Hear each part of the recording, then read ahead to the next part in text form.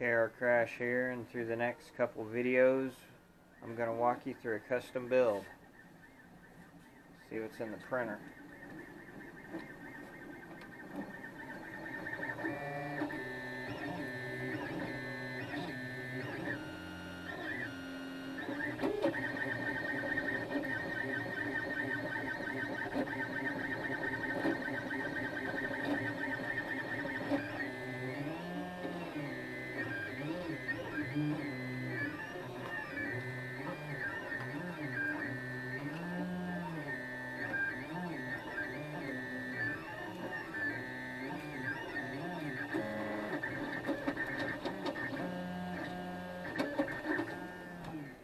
The creator calls it the Tiny 2.0. You can find it on Thingiverse.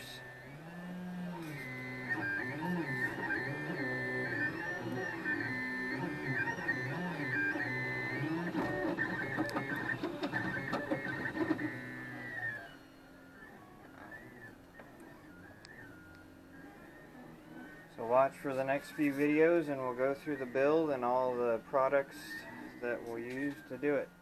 KR Crash out.